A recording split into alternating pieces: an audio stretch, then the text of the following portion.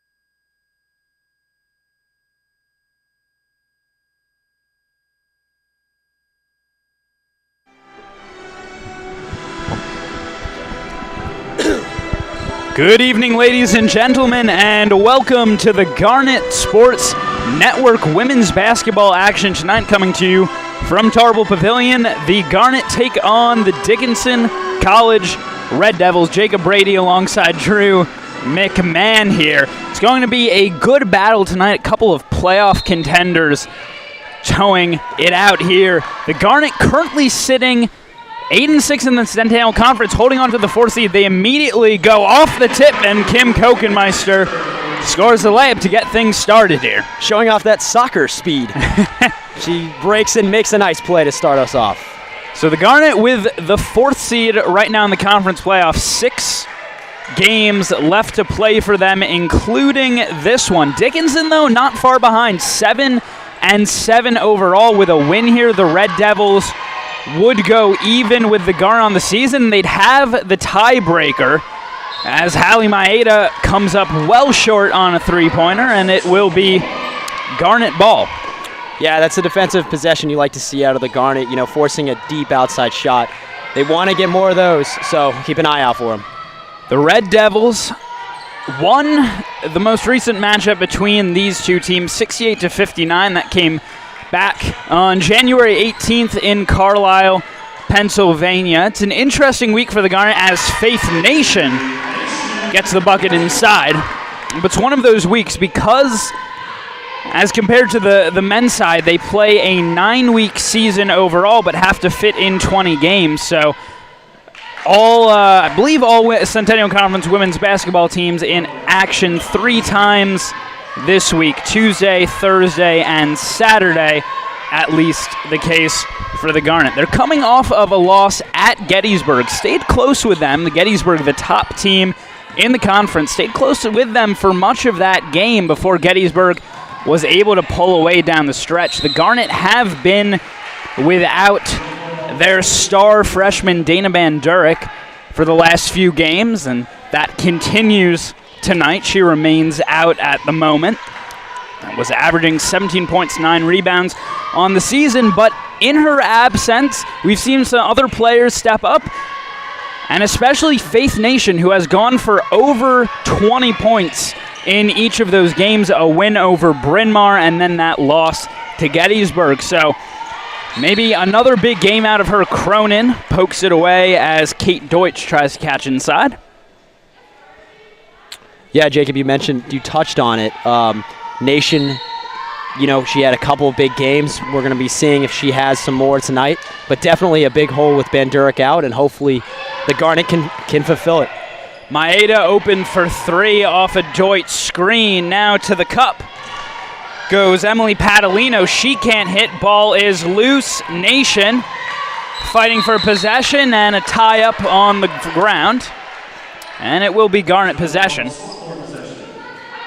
Nobody could quite get possession there for a little bit, but the Garnet, thanks to the alternate possession arrow, with a chance to get set in their half court. Nation on the wing, trying to slip it inside to Cronin, and now Cronin has to hustle back on defense. Deutsch, a lot of contact from Holmgren, no call, and then they're going to call a foul on the floor.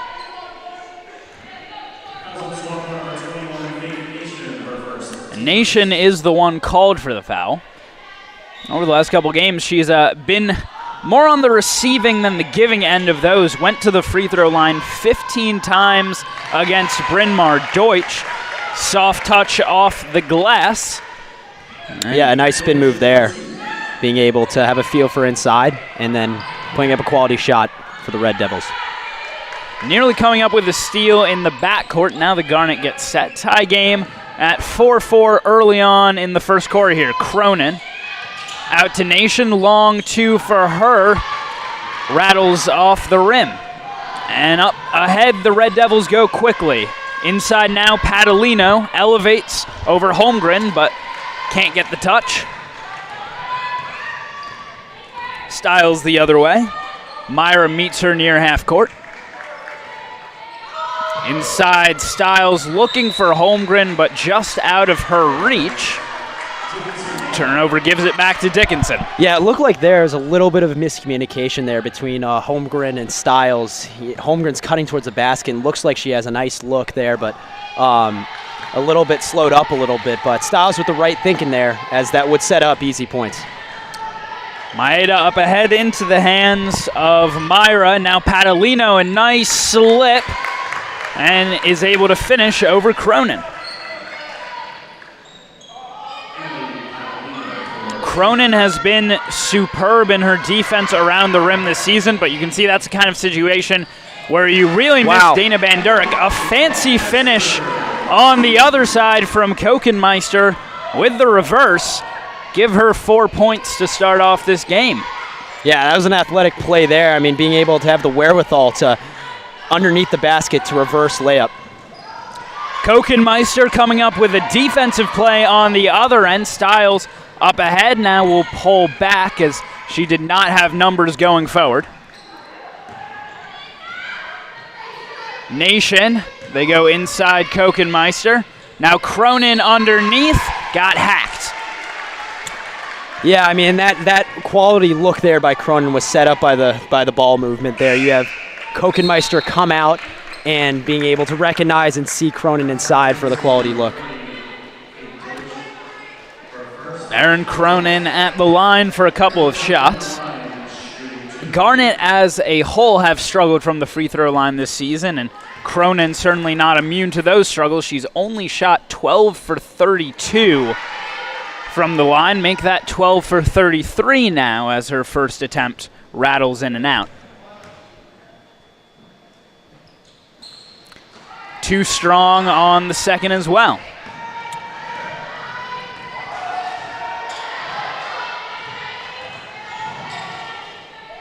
Substitutions into the game for Dickinson, and immediately coming out firing is Mia Kolb, hits a three.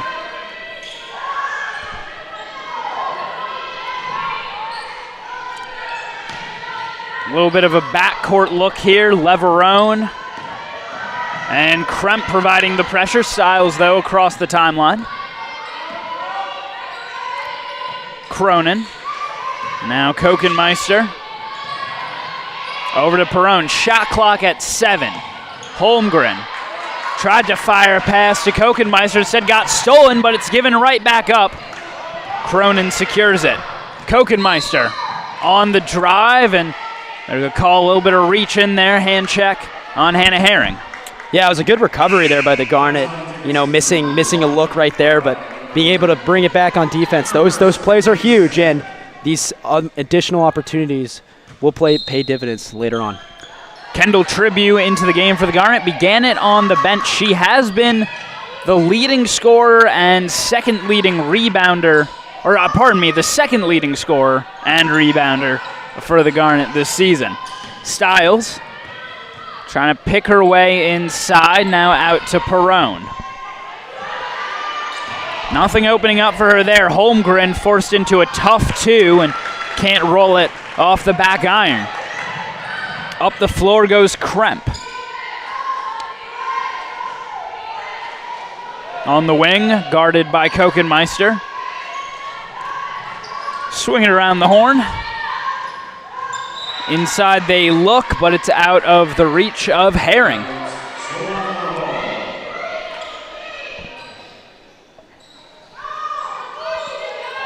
And the backcourt pressure from Dickinson continues. 3 seconds now to get across. Stiles does. Tribute puts it on the floor. Now Kokenmeister. Here's Stiles. Holmgren catches the deflected ball. They kick out to Tribute for three. Count it. Holmgren with the athletic play there, able to set up Tribute for the nice touch. And that's just a great job right there, recognizing shot clock winding down, seeing how open you are there as a shooter. Holmgren now to the basket. Took some contact. But this is going to be Dickinson ball. So we take another look here. The pass out to Tribune. And this is kind of the situation where you can get a little too eager on defense to try to collapse around somebody in Holmgren who was in some trouble there down on the baseline. Yeah, you're absolutely right, Jacob. And those, when the defense can collapse on them like that, that's where these outside shots, if you can hit them, become very open. Holmgren was a nice defensive play. Pokes it away, and possession back to the Garnet. All tied up at 9 as we near the end of this first quarter. Here's Tribune again. Way too much that time. Right into the hands of Herring. Leverone on the drive all the way. The cup had it stripped at the last moment. It will remain Dickinson ball. Yeah, Tribune was feeling the hot hand, going for that second three. But good recovery on defense to make that strip there. They have to get it in. They do to Leverone.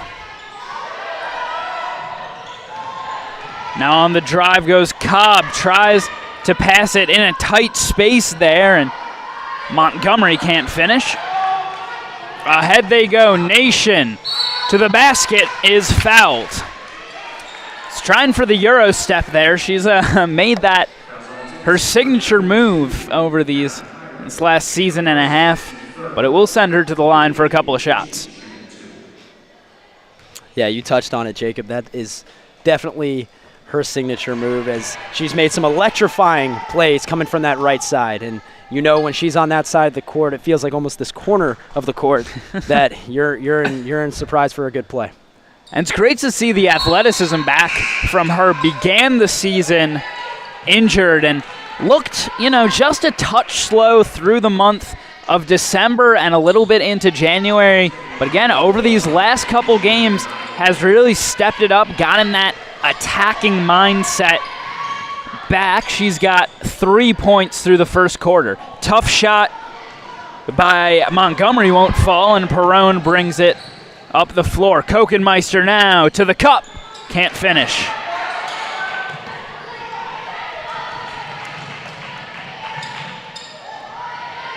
Once again, trying to force it through a tight window inside, and the Garnet come up with it. Yeah, you see they're moving fast now, and Coach Signer Brown signals to Perrone to slow it up a little bit to try to set up a play. That's a veteran move by the rookie coach.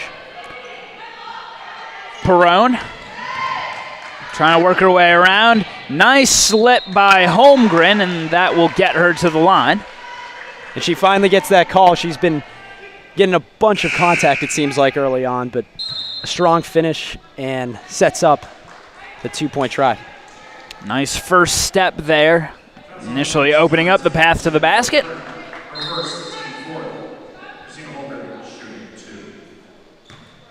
Garnet will now bring in Erin Cronin as Holmgren hits her first free throw.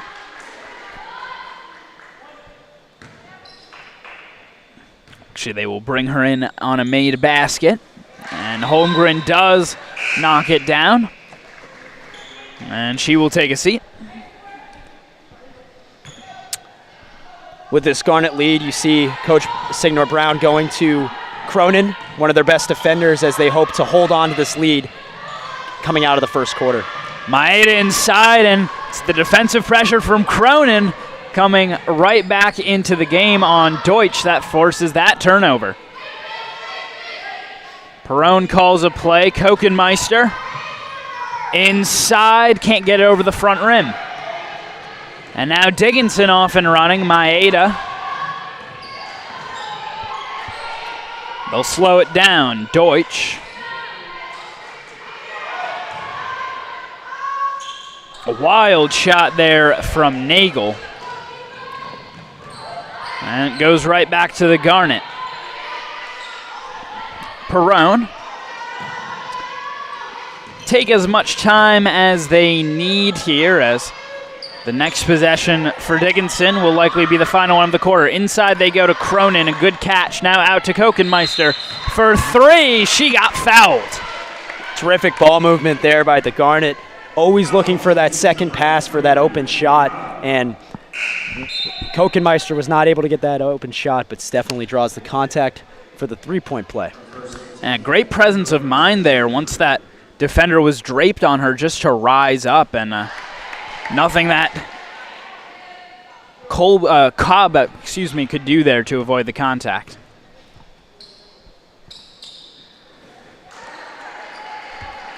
Kokenmeister, good on her first two. Yeah, Jacob, you talked about the free throw shooting and it being a weak spot here for the Garnet. Kokenmeister has been shooting it well from the charity stripe. So the Garnet with 16 seconds now to try to defend to close out this quarter. Dickinson looking for a basket to make this perhaps a one-possession game. The Leverone gets out of control, and now the Garnet get possession back. 3 seconds. Nation got it off and hits it. The buzzer beater from Faith Nation gives the Garnet a 17-9 lead at the end of the first quarter. We talk about momentum, and this is the definition of it. The Garnet were tied here at 9. You know, I think it was the last minute and a half there, but a quick run here, an 8-0 run, encapsulated by that Faith Nation buzzer beater. You said it, some momentum for the Garnet heading into the second quarter. We'll be right back.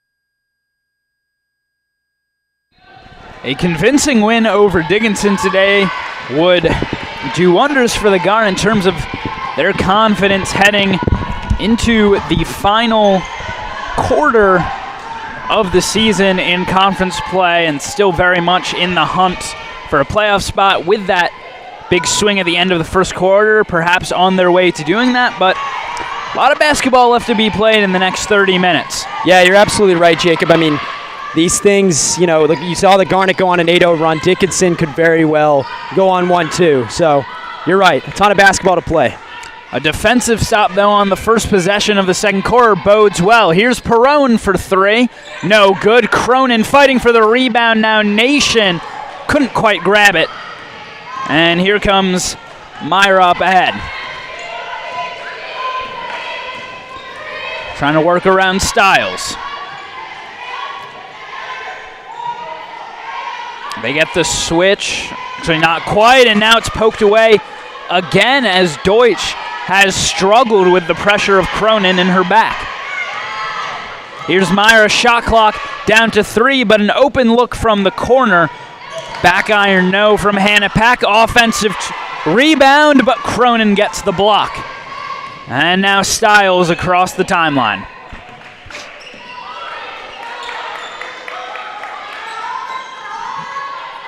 Nation.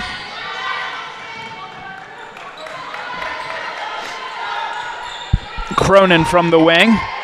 Skip pass to Styles. Shot clock at 7 now. His possessions have been long for both teams. Tribute has to get it away, able to catch the rim. But it goes back to the Red Devils. Myra, inside they go to Deutsch. That time able to hang on and spins to the basket for 2. Yeah, Deutsch using a quick speed move to get around Cronin there. A nice play by the Red Devil. Garnet able to break that backcourt trap. And now Nation loses it. Maeda leading the fast break ahead to Myra. That's a great job by Nation defensively. Perrone tries to spin out of the jump ball and gets fouled. Yeah, nice tribute to Perrone right there, keeping composed. I mean, you have a three-person trap coming on you, and to be able to maintain composure and be able to just get it to the Garnet. So.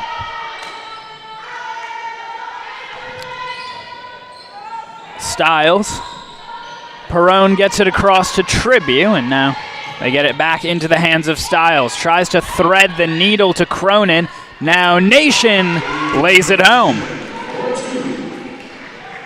Yeah, Cronin read Nation coming in on the cut, and it was a nice play, a nice short pass, and a nice finish there by Nation.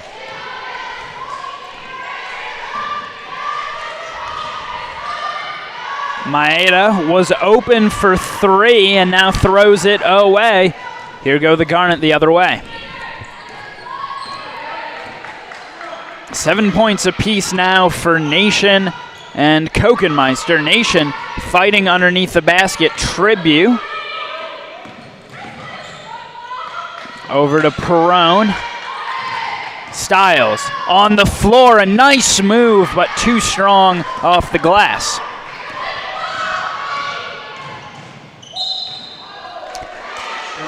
And Peck lost her pivot inside. So right back we go. Hasn't been a particularly clean game for either team so far, but Dickinson certainly losing the turnover battle so far. 10 now through about a quarter and a half of play.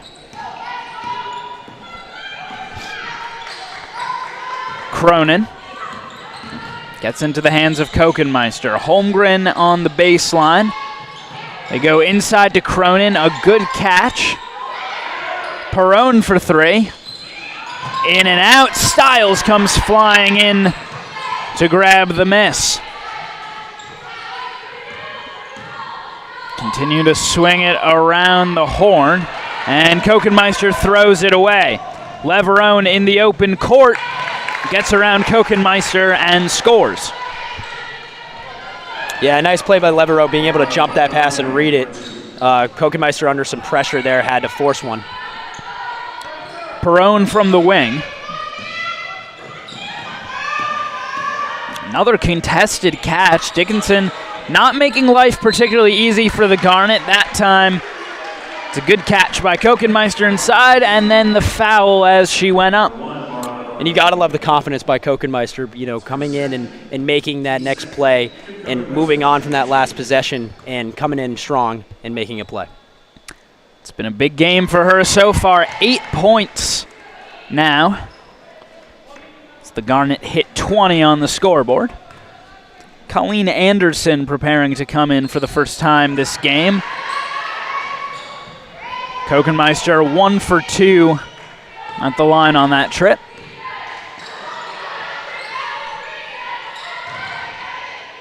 Holmgren blocks Patalino from behind. And now the Garnet bring it back the other way.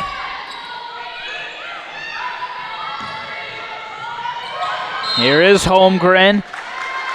Inside they go, and the push-off, discard I should say, called on Cronin. Yeah, you don't always see that called. You know, sometimes it's seen as getting an additional positioning on your opponent, but there looks like a little bit too much physical activity. Yeah, generally once you, the pushing motion really of the forearm is what's going to get you that call. Leverone pulls up for 2, in and out, tap back by Patalino, but she went over the top. Tribute back into the game.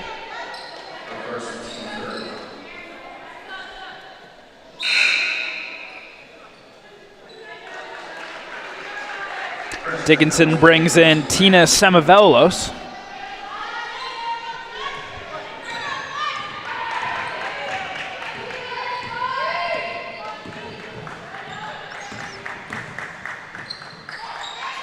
Tribute from the wing.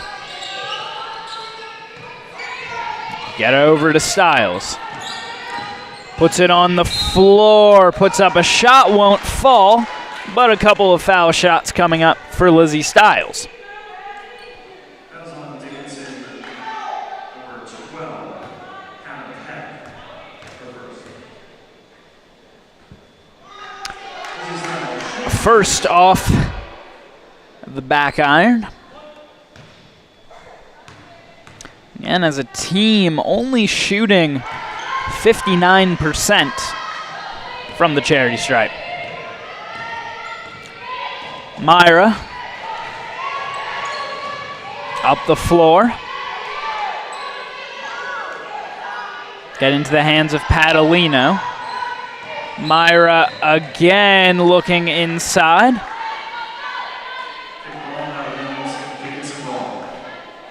Yeah, and it's still Dickinson ball there, but you got to always love the aggressive, athletic defense by Kokenmeister. Seems like she's always around a lot of these plays. Here's Myra. They go over to Semavolos. Now inside to Deutsch against the smaller Holmgren, but she can't finish. Yeah, and Holmgren might be smaller, but her reach and her athleticism definitely can often, and we see it happen, often makes up for it. Here is Holmgren now. Anderson, a long two, knocks it down. And you got to love that as a coach, coming off the bench and immediately being able to come in and nail your first shot. Huge play there by Anderson. Yeah, a lot of confidence there, just coming off that curl. Saw she had enough space, and a nice two. Here's Deutsch again. Holmgren gets the block. Oh, but Deutsch able to save it. Back to Myra. Padalino for three. Too much. And Tribute hustles for the long carom. And yeah, in spite of it, as you said, in spite of that size advantage seemingly favoring Kate Deutsch, Holmgren holding her own so far. Kokenmeister can't hit there. And Dickinson's going to call a timeout, trailing by 10, 23-13, the lead in favor of the Garden. They've struggled to find their scoring touch in this quarter, that's for sure. Definitely, and for me, it's got to stem from the last quarter.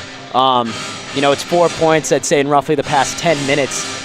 I think it's a perfect time for the Dickinson coach, Coach Hayes, to call a timeout there and really try to regroup and resettle themselves, because the Garnet have been all in control of this game for the past 10 minutes or so. Dickinson struggling with their shooting right now, 6 of 25 from the field. They've taken 7 more attempts than the Garnet, but just haven't been able to capitalize on them, and again, losing the turnover game at the moment. You can point to the turnover game. It's also the three-point shooting game that I see there. They're 1 for 6 from there, and they've attempted more shots than the Garnet from the three-point line. Perhaps they want to get inside more, because Deutsch has been making some nice plays inside when she's had options. There is Deutsch, but Holmgren forces a tough shot. A big thing as well, no free throws so far for Dickinson. That's another reason you'd want to get it inside and hope you can get some contact and get some people to the line. Tribute. Now Perrone tries to let Deutsch fly by her, but does a good job holding her ground. Shot clock at 7. Holmgren lost the handle. Dickinson ball.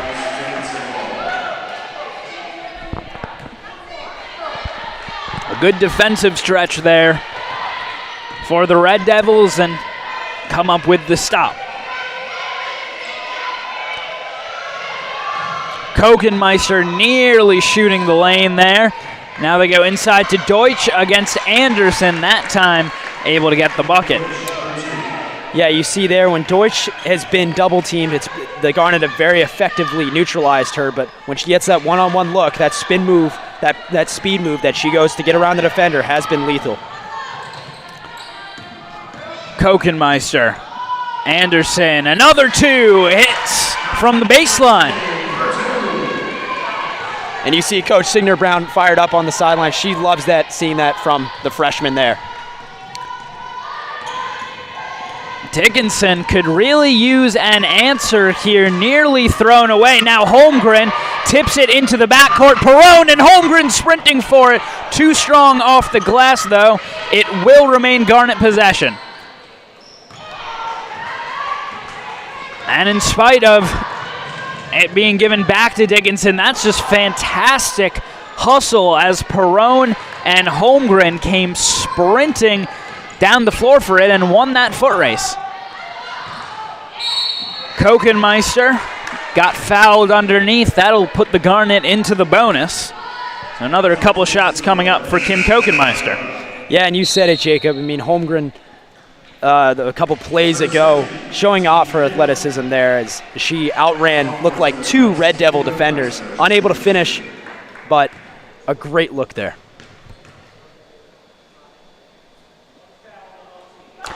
And it feels like the pace, the Garnet are controlling the pace of the game with their speed, especially with Kokenmeister and Holmgren and Stiles, and it seems like it's serving them well as they're continuing to get to the line and dominate that side. I mean, definitely in spite of playing very quick here, shot clock did not reset. But yeah, in spite of playing quicker, they've been able to maintain that intensity consistently throughout this game. Yeah, a lot of energy. You've been seeing it play out well, and they have to continue that if they want to stay ahead in this game. Nation and Stiles will come in. They'll put the shot clock at 25. So I guess it just reset to 20.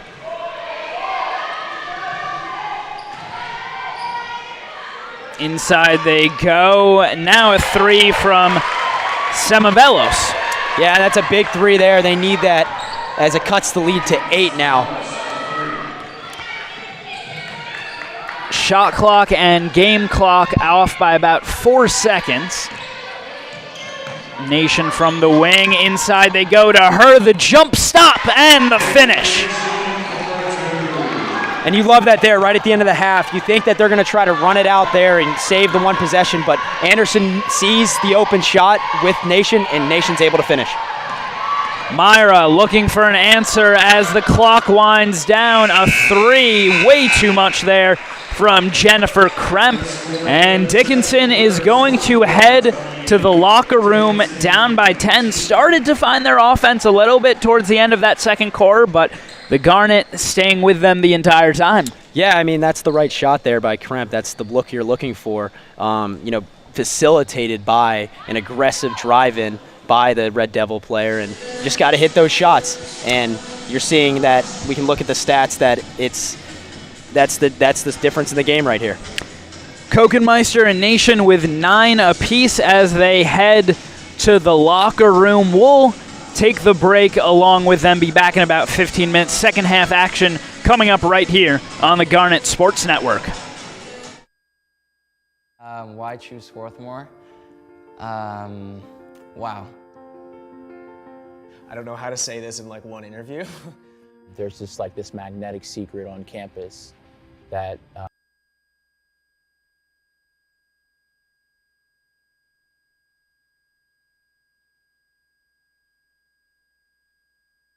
people really can't describe. The campus itself is beautiful. I was absolutely floored when I first came here. A lot of it came from the values that SWAT has.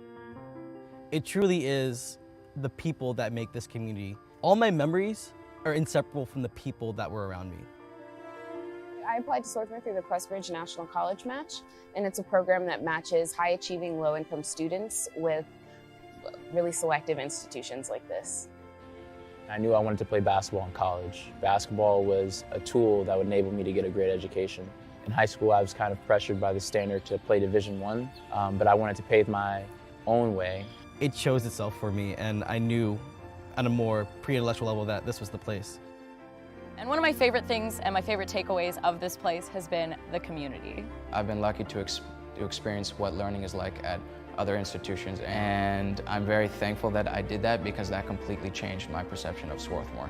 It made me realize that Swarthmore is special in these very small and unique ways that actually make an enormous difference.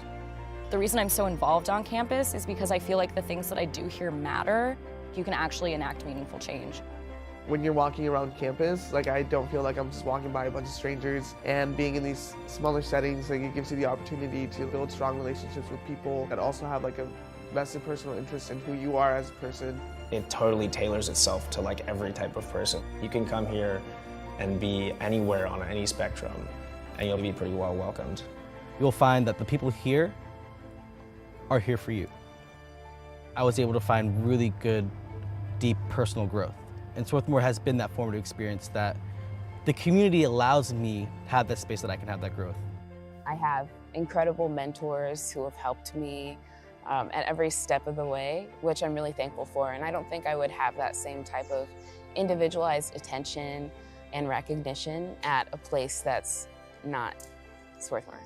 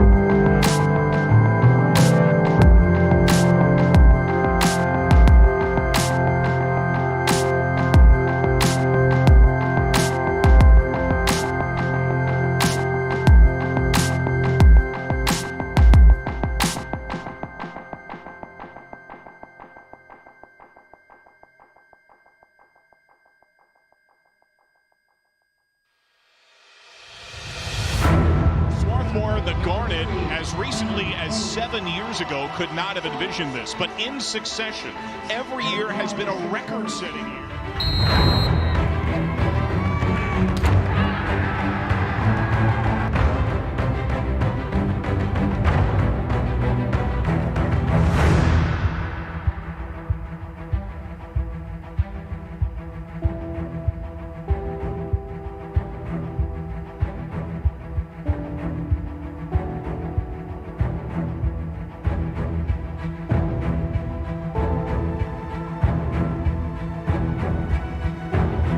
Will drive the Euro step into the layup.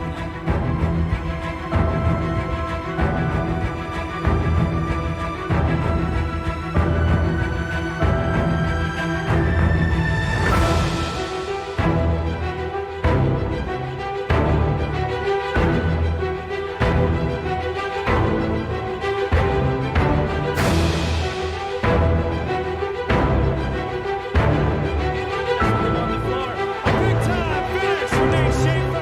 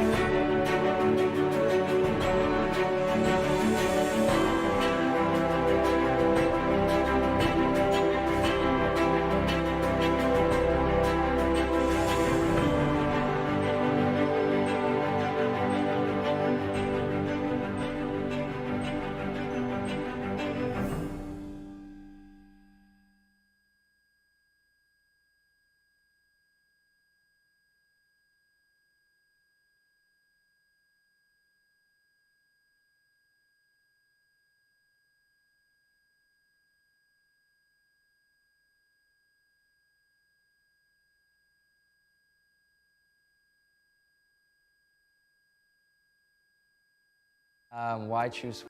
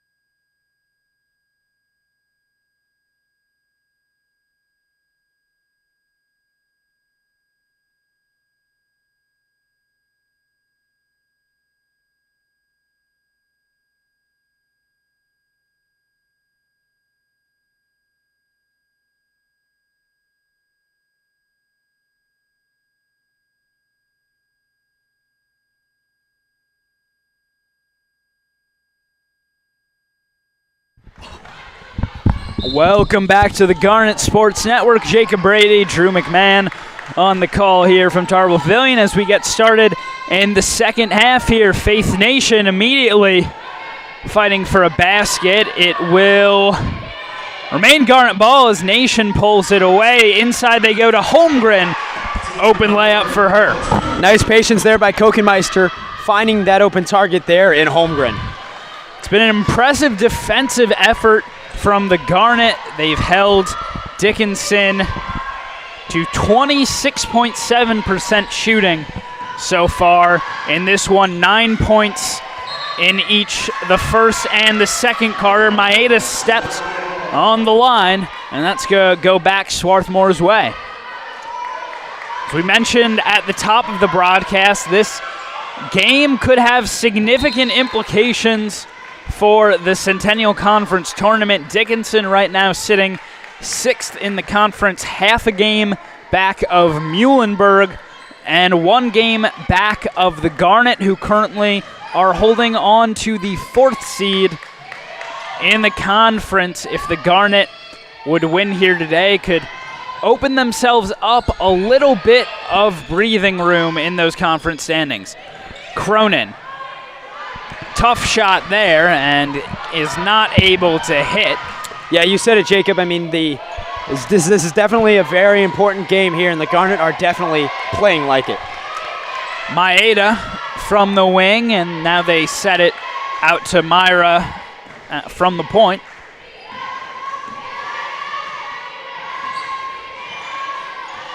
Chris passing there, Deutsch, a good finish over the outstretched arm of Cronin.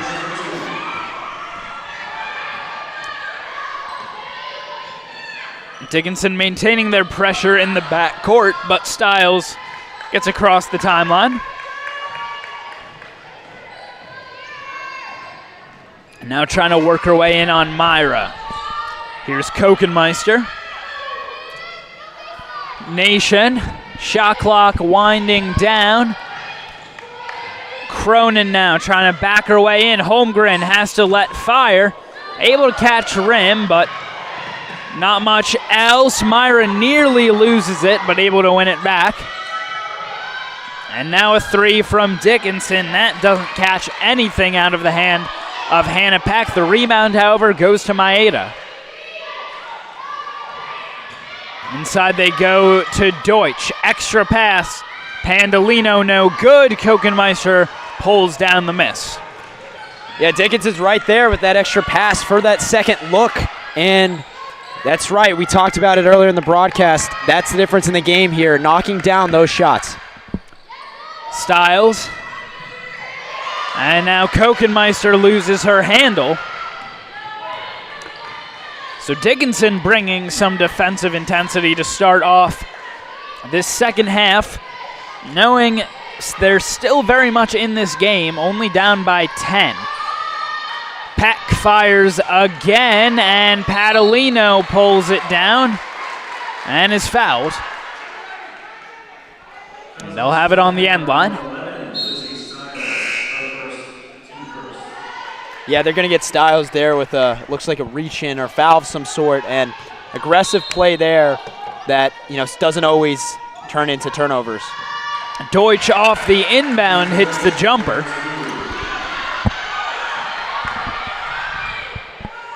Yeah, there's a lot of energy coming from the Red Devil bench. They feel like they're starting to get some momentum here at the start of the second half. Another stop here would be big, and they're able to force the turnover.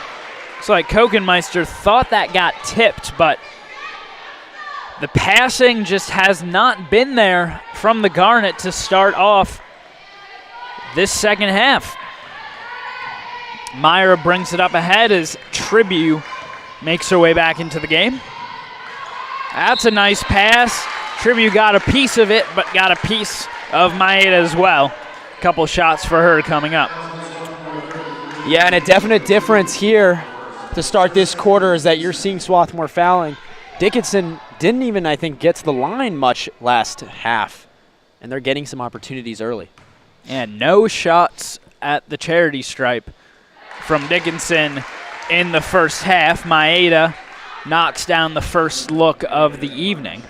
I mean, if you're struggling shooting from the floor, the best way to correct that or get points up for that is from the free throw line. Well, as you said, they really needed to battle inside. The Garnet came out in this second half without Erin Cronin out on the floor, and I imagine that they're missing her defensive presence to some degree to start off this second half. Has a way of protecting the rim very cleanly. Tribute puts it on the ground. Wave off the shot, and it will be Garnet ball on the baseline. Yeah, that was definitely a physical battle right there between Maeda and Tribute as Tribute was pushing for more and more leverage there. And you a lot of contact, and you see the foul call right there. But that's, again, Jacob, that stems from aggressive play going inside, going for high percentage looks.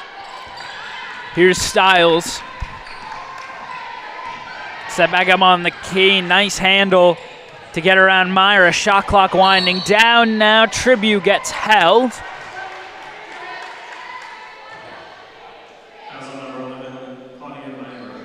Don't give her the continuation.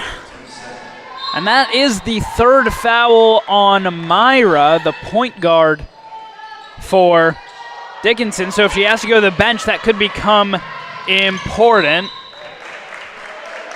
And they're going to get an over and back call on the Garnet as it was thrown into the backcourt.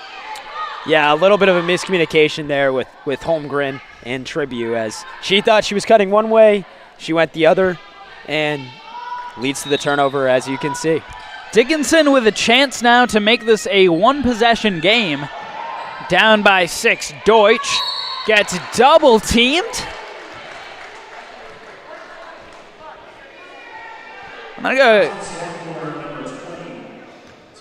get Holmgren for the blocking foul.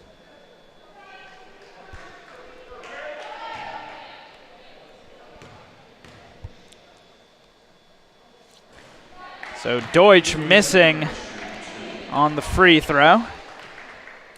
And you see Anderson coming up to go in, and as we noted last quarter, she hit some big shots coming off the bench around the perimeter. Perhaps she, Jacob, is the spark that the Garnet need to really kickstart their second half. Well, they're the beneficiary there of a couple of misses by Deutsch. Holmgren on the wing, now Styles. Inside they go, Styles trying to get in. Kokenmeister for 2. Hits the jumper. Fantastic movement by the Garnet, able to work their way around the court. Styles drives in, kicks it out to Kokenmeister for the open shot, and she nails it. Finally finding the open woman there, now nearly coming up with a steal on the other end. Has been very active in the passing lanes today. Yeah, and we talked about, maybe a spark here for the Garnet to kickstart their second half, and Kokenmeister with her aggressive plays definitely could be the answer. They go into Padalino, into the hands of Cobb.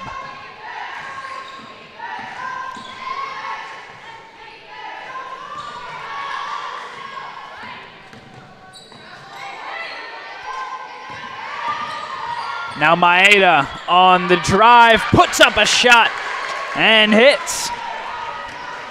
Impressive finish from her, and immediately come out with the pressure in the backcourt. Tribute across all the way to the cup and gets fouled. Yeah, I mean, sometimes you get nervous there with Tribute with her leg brace, going in for all that contact with that. But, she pushes through and, with a host of Red Devils around her, is able to put up a quality look. Got another nice look there at that circus shot from Maeda. Just scooping it as she fell away. Tribute off the mark on her first free throw. Makes the second count, though. And Leverone brings it up the floor, as Myra has gone to the bench with 3 fouls. Deutsch inside over Holmgren, can't hit, gets her own rebound, and gets the contact on the hand. Jacob, I was about to compliment Holmgren for her play on being able to finally beat that spin move that Deutsch has, and it's been lethal this game, but Deutsch recovers and makes a nice play, drawing the contact from Holmgren. Deutsch has missed both of her free throw attempts that came prior to this. She's good on that one, however. And Deutsch now with 11 points, 5 for 10 from the field. Yeah, and it's funny that, she's only attempted, it feels like, yeah, right, you're like you said, Jacob, 4 free throws this game, and you'd think with her being inside that she would get more opportunities there, and keep an eye out for that here in the second half. Tribute was given the 3 initially, but then looked it off. And it will be interesting to see if they do get Erin Cronin back out there. Nation into a long 2. And the sweet stroke from the junior. That's that right side that we talked about it. And she hits it from outside, and she can drive in. Here's Deutsch calling for it inside. She wants to post up Holmgren. Here she goes again, but passes out to Cobb. And that'll roll out. Perrone able to get past Leverone, going quickly ahead. And Nation can't handle that fastball. Deutsch up the middle, gets bumped. And that'll be, see if it's on Holmgren. I believe that would be her 3rd. Yeah, she's picked up 3, I think, this quarter. And I was praising earlier the speed of which the Garnet were playing at, but sometimes speed can be a little too fast there. And you saw there as they coughed it up on that end, leading to the Deutsch free throw opportunities on the other end. Actually went against Tribute as she will take a seat. Also, it would have been Holmgren's 3rd foul if it had been on her. It was, however, Tribute's 3rd foul, but Cronin will go back out on the floor. And the Garnet have to get it across. They do to Nation. Tried for the Euro step, but got blocked. Yeah, you're seeing Dickinson on defense coming out with that full press. The Garnet have to pass well to get out of it. Here's Cobb. And they did open themselves up a 2-on-2 opportunity there, but Montgomery just with great defense. Cobb has it pulled out of her hands by Perrone. Yeah, it's a nice rebound by Perrone. I mean, you had 2 Red Devils right there. That's a nice cut by Cronin. Can't finish, but it will be a couple of shots for the sophomore. Yeah, I just was saying that there was 2, it looked like 2 Red Devils primed to make that rebound there on that end. And Perrone comes down with it and is able to push the ball up the court to Cronin with again, rewarded for driving in and taking a quality look. Nation's going to take a seat as Kokenmeister comes back in. Both of them now on 11 points as Cronin hits her first free throw. Second good as well. Lead back up to 7 for the Garnet. Yeah, 2 big free throws there by Cronin. It's been a struggle for her this season, but really nice to see her nail both of those and keep the lead now at 7. Be interesting to see if free throws matter down the stretch as Leverone gets to the basket through the contact. Count it. And a shot coming up for Leverone. That's going to be called on Kokenmeister, just her first of the game. In and out on the free throw.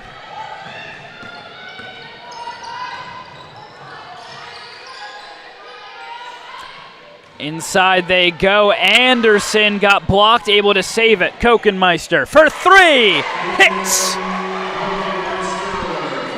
And once again, the great passing out of the post to find the open shooter. Yeah, nice shot there by Kokenmeister. She comes off, and her presence is immediately felt here for the Garnet.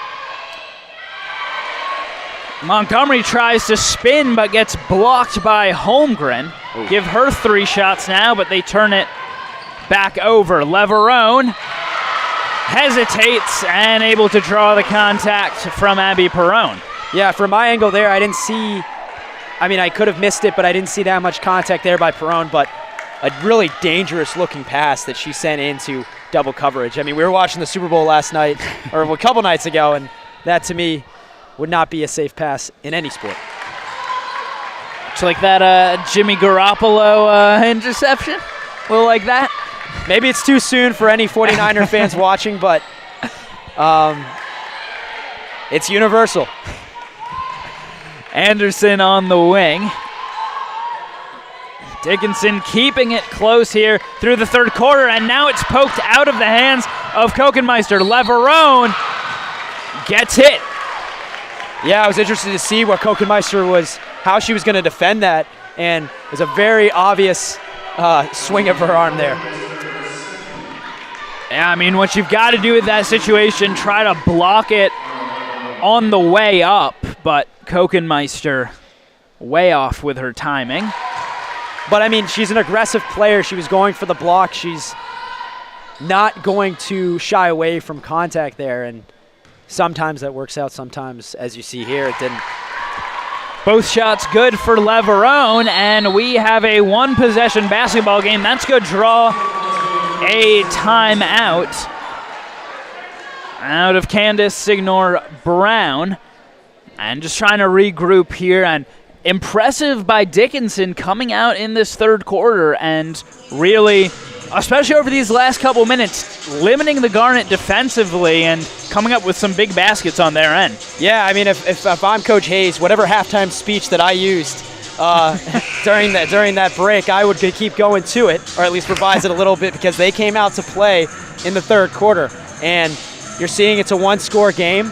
And I think you said it earlier that there's a lot of basketball to be played here, as the Garnet were at a big lead at the end of the first quarter, and it's going to be interesting going down the stretch who Coach Signor-Brown, who Coach Hayes will go to, as on the Red Devils side, Deutsch has been a big factor. You've seen Maeda come across too as well. And then on the Garnet side, you have the speed from Holmgren and from Kokenmeister.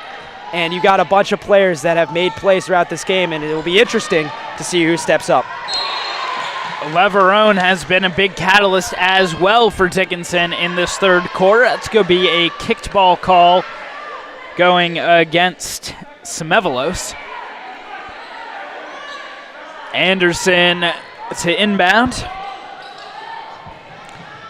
Gets it up the sideline to Kokenmeister. Anderson is wide open. So they continue to force it. It will draw a foul, and that's going to send Kokenmeister to the line with the Garnet in the bonus.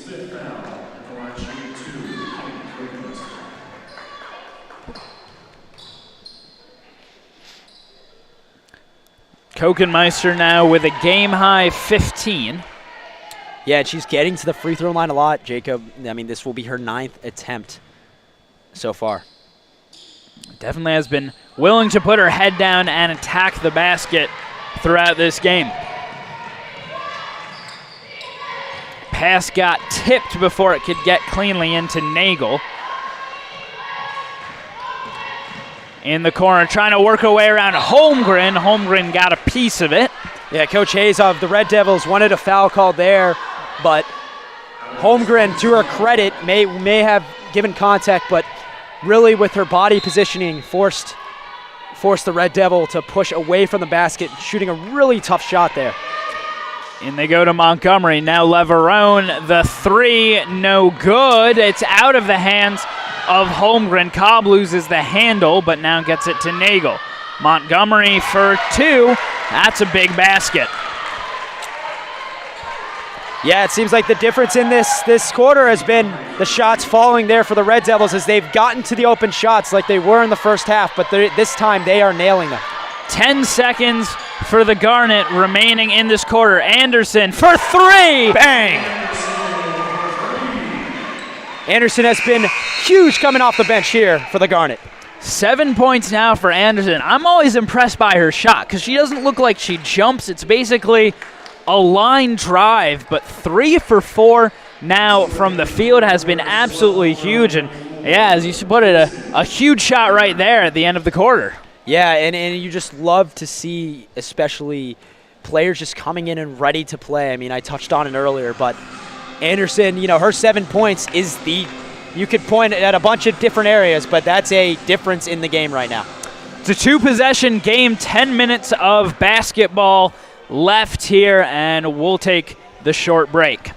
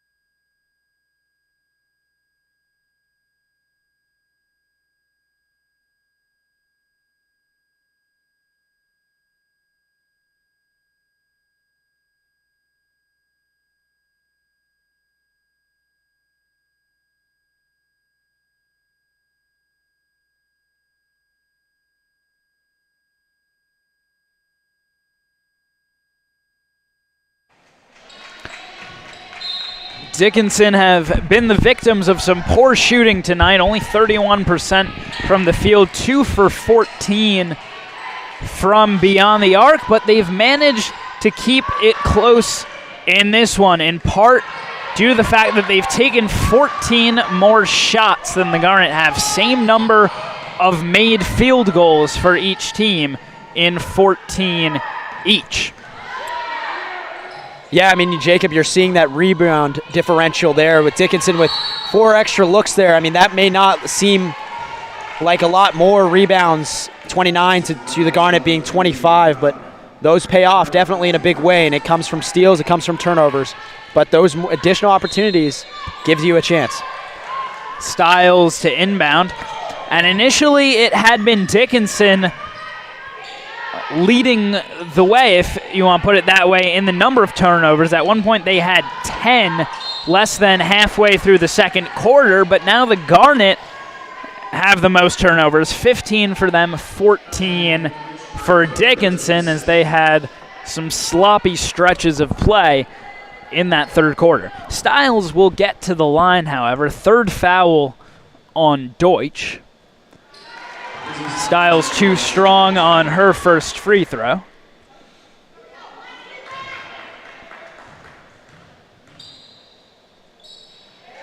Second, however, is good, and Maeda will come back into the game for Dickinson. Yeah, and Swarthmore doesn't make any changes, and you see there, number 12, Colleen Anderson, out there, as she has, we've touched on it earlier, but she's had some impressive play coming off the bench for the Garnet in this game. Yeah, definitely being rewarded for that with extended playing time. This one, Deutsch, a couple of second chances there, but Holmgren comes up with the blocks, and Deutsch is going to be called for the foul, and that's a big one, because that's going to be the 4th on Kate Deutsch.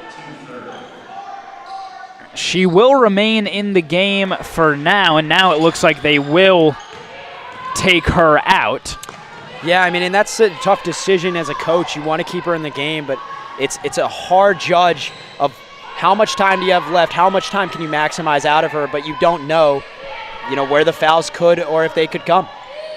Dickinson now with only one more foul to give before putting the Garnet in the bonus. Kokenmeister puts up the shot. Guess say Maeda touched it last, and Deutsch will take a seat. Yeah, it's a great observation, Jacob, in terms of the Garnet almost being in the bonus. Their larger lead quarters, the first quarter and the second quarter, it felt like that they were shooting a lot of free throws and they were getting to the line quickly, and this could be a sign for a different style of quarter that we've gotten compared to the third quarter where the Red Devils really came out. Tribute, a wild shot, no good. And Dickinson the other way, set up in their half court. Nation preparing to come back into the game for the Garnet. Leverone pulls up along the baseline. Montgomery knocks it out of bounds, so it will remain Garnet ball.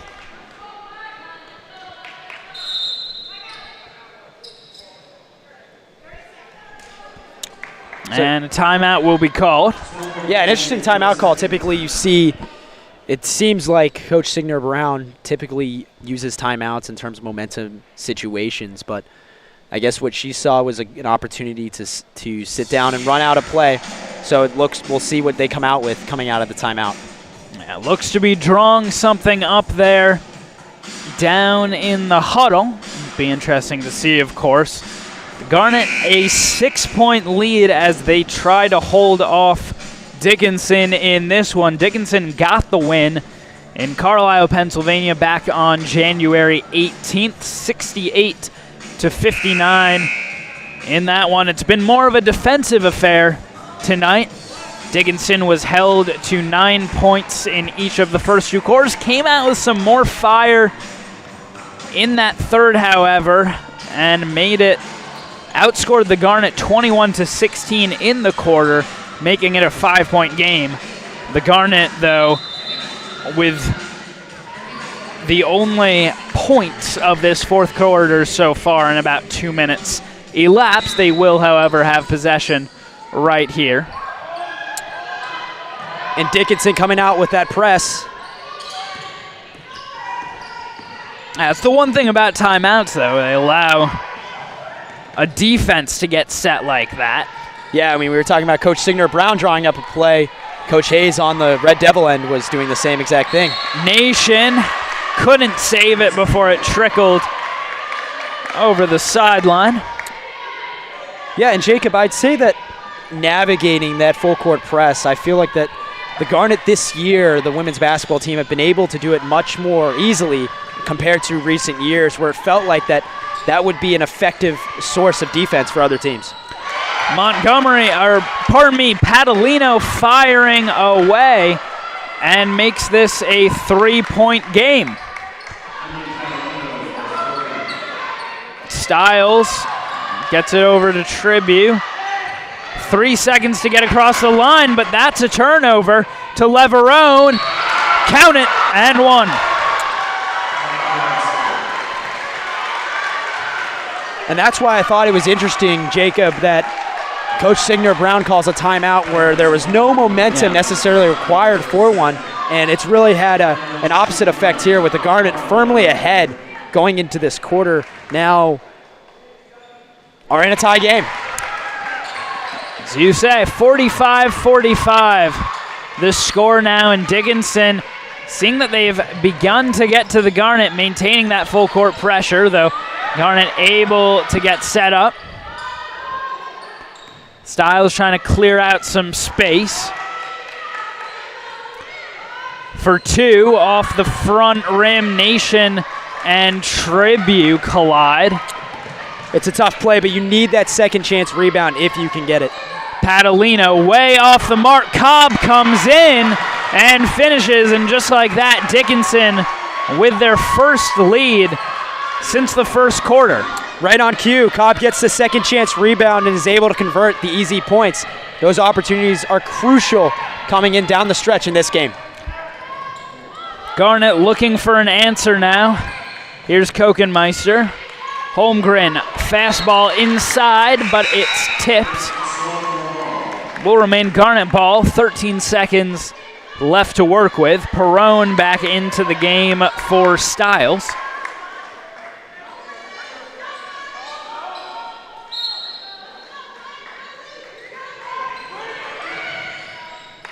Almost a 5-second violation.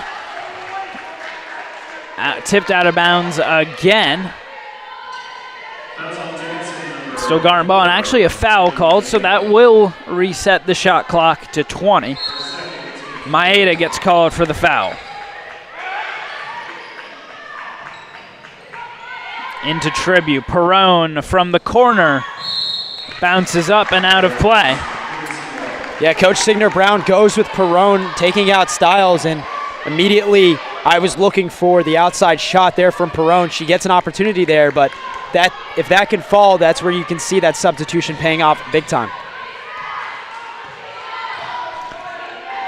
Leverone across half court. Montgomery, the handoff. They swing it over to Maeda. Inside now. Leverone open for three. That's a big shot. It is, definitely, and the Red Devils have been doing it all game, being able to get to that outside shot with an open look. And finally, it's starting to fall here in the second half. Holmgren, a good catch. The Garnet need an answer, but that's well defended as Cobb gets the clean strip. It will, however, remain at this end. In they go to Kokenmeister, and Perone just led her into the sideline with that pass. 2-on-1, Maeda for two. 7-point game. And right now, Dickinson with all the momentum. The Garnet need an answer now. And they instead will call a timeout after they got into the front court. So a full timeout on the floor. We'll take the break.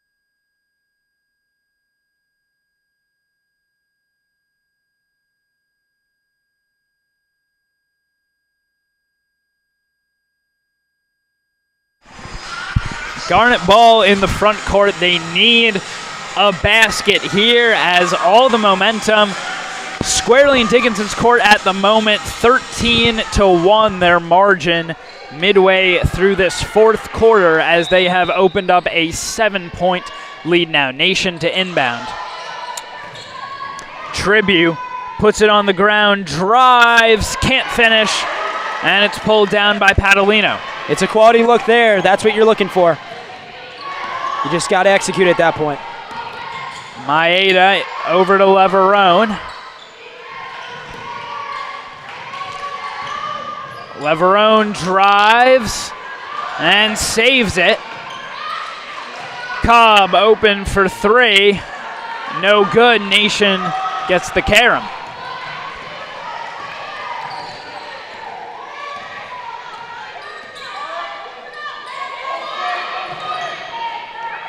Here's Holmgren.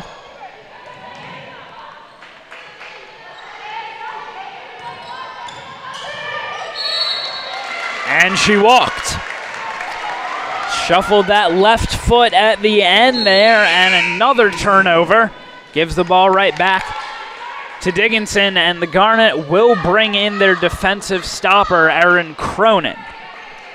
Yeah, I mean, that's a tough coaching decision, I feel like, on Holmgren there as she travels and is then punished for it. But you need Cronin. You have Cronin back in there for her defensive prowess, like you said, Jacob. And we'll see. We'll see how if that substitution can make a difference here with 4 minutes and 21 seconds left. Dickinson calling a timeout of their own, looking to draw up a play as they get it in the front court. We'll step away.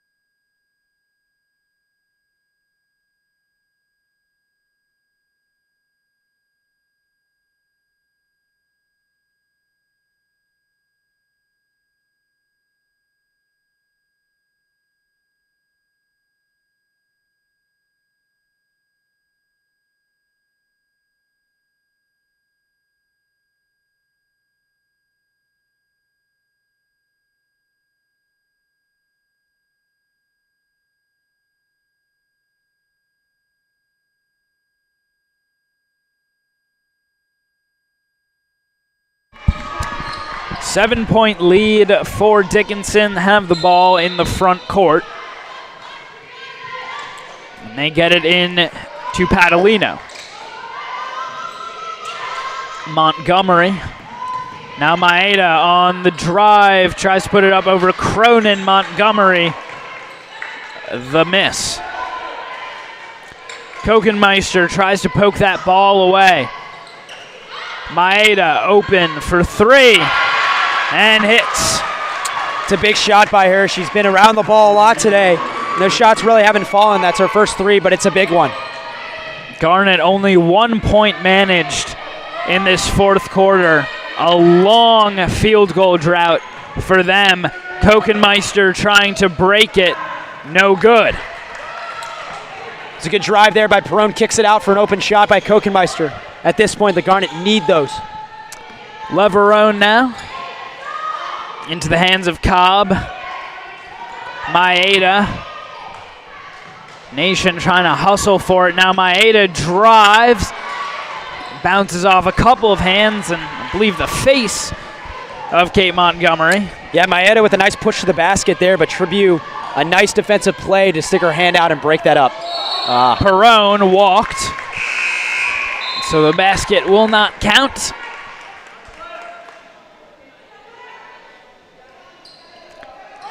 See, if James Harden had done that, that wouldn't have gotten called. Yeah, I think definitely different rules apply, but there's no James Harden cushion or leniency we have here. Maeda on the drive, trying to force it into Montgomery. Instead, the Garnet come up with a steal. They really need a spark here for the Garnet too, and they got to play lights out defense, but it starts right here in this possession. Styles into Cronin, can't hang on with Montgomery right on her hip. Another turnover. That's 6 this quarter, I apologize, for the Garnet, 6 turnovers. And Dickinson scored 11 off those turnovers, and that is the difference right now in this quarter. Cobb comes flying in for the rebound over Kokenmeister. Leverone way off. Cobb saves it to Maeda. That could be positioning, but I feel like that's a huge effort thing, being able to get that second chance opportunity, and the Garnet are desperate for one right now. Garnet coming up with a steal as it goes to Styles. But, yeah, I mean, you can really just see those intensity plays in the first half that the Garnet were consistently making just really haven't appeared here in the second. And I feel like those came from Kokenmeister and from Holmgren. Holmgren not on the floor right now. Styles trying to work her way over. Tribute puts it on the ground, gets hit.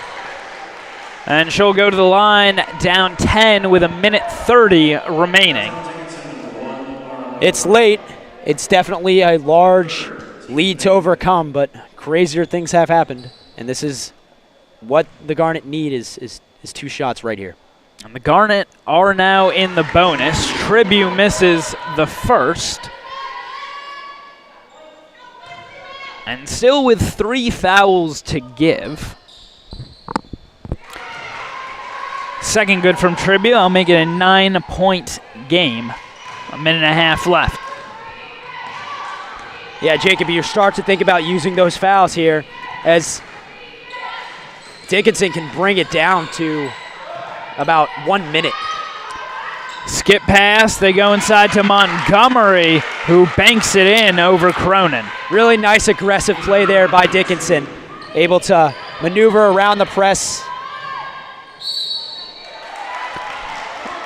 Kokenmeister took the 3 and took the contact as well. That's her second 3-point foul of the game. And all of these 3 free throws huge right here for her.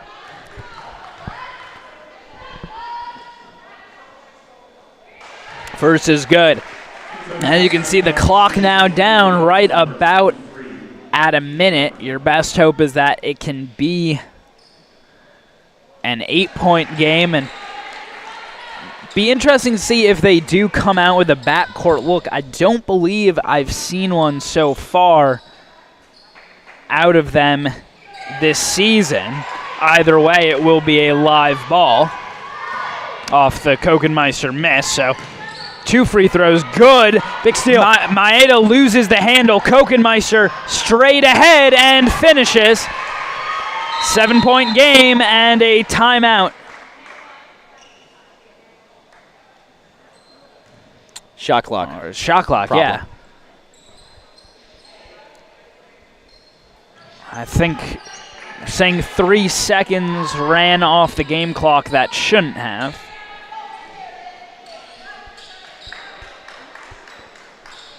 So we take another look here. Kokenmeister able to finish over Maeda. So they will put 3 seconds back on the clock. 48 and a half now to play. Yeah, that was a big, turnover right there. Puts them within 7. It makes this game a little bit. Oh, big steal! They get it in. Kokenmeister the steal. Tribute for 2. In and out. Leverone pulls it down, and a good timeout there by Dickinson. Man, another big steal by Kokenmeister, giving you a chance right there. And, oh, man, that was close. She has been all over on defense today for sure. Definitely the player of the game, as she has packed the box score for the Garnet overall. 19 points, a couple assists, 3 rebounds, 3 steals for her as well. But just not a lot of time now to work with. 42 seconds on the clock. But with these steals, with these opportunities, the Garnet are inching closer and closer, and you never know here. And Dickinson unable to advance, which means that the Garnet have a chance at another steal in the backcourt. They go for the trap on Leverone, but Tribute commits the foul. And that is the 4th foul on Tribute. They want her guarding the inbounds, of course, but don't think you want her to be the one to take the foul. Holmgren on that take. 1 more to give. Yeah, if you're the Garnet, you need a big steal right here.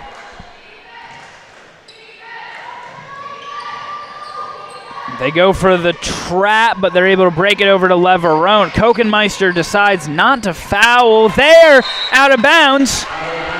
Garnet ball. So that works out in their favor, as it looks like Kokenmeister had a chance to foul Leverone. Instead, let her get up ahead, but then it gets turned over. Never say never, Jacob, and it just seems like here in this last minute or so, the Red Devils are being not very crisp with the ball here, and that's given Swarthmore opportunities. They need to convert a couple big shots, a few big shots. I think it's got to be a 3-pointer here from the Garnet, and then foul the rest of the way, or at least go for a turnover. They still do have 1 more to give. Did not have to sacrifice it there, and they are able to advance into the front court. So a quick shot, and then you hope for a turnover. Yeah, I mean, it'd be interesting to see the play they line up here. Who gets the open look? They get it to Tribute. Over to Holmgren. They need to get this shot away. Styles on the drive, banks it in. Nearly coming up with the steal. Holmgren still fighting for it. It's loose. Leverone with it, and a timeout called by Dickinson. Man, there was just a lot of contact there on Styles, as you thought that she would get the 3-point try. But 12 seconds left. So many loose ball opportunities, and you're seeing some aggressive Garnet play on defense. Coach Hayes was talking to the referee down there about all that contact, it looked like, because Holmgren and I believe it was Montgomery who they tried to get it into there as the target. We're just fighting there for it. It is a 5-point game, 12.6 on the clock, and again, still 1 foul to give remaining, so the Garnet need a stop here, a steal on the inbounds as it's coming down right here to the final countdown. Can they pull off a miracle finish against Dickinson? 12 and a half seconds to get it done as the Red Devils look to sweep the season series with a win today. They would take over that 4th place spot in the Centennial Conference standings. Muhlenberg playing Ursinus at 7:30. And if they were to win that game, they would then move up into 5th. Leverone fouled with 9.5 seconds left. That is against Holmgren. Yeah, I mean, you see there that they went for the steal initially. The Garnet do, but have to foul at some point. Last gap here. Kogenmeister got her hand in there, but whistled for the foul, so Leverone will head to the line for a couple of shots.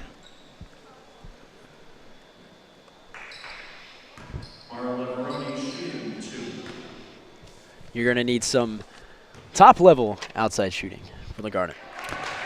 Leverone good on her first free throw.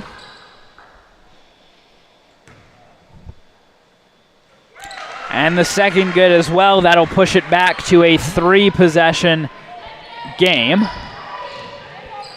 2 seconds for Perrone, got blocked, and with that, time will expire. So an important win for Dickinson tonight as they come up with a win on the road, and what a turnaround it was in that 4th quarter. Yeah, I mean, the Garnet were firmly, it felt like, in position, especially at the end of the first half, and this game didn't quite slip away in the 3rd quarter, but definitely in the 4th as Dickinson came out and made them turn the ball over as turnovers became a huge factor in the 4th quarter. And it seems like, I mean, and this isn't as much quantitatively, but the Garnet had a lot of energy around the ball in those first couple corners where they were dominating, and you saw that a little bit late, but it's too little too late for the Garnet here in this one.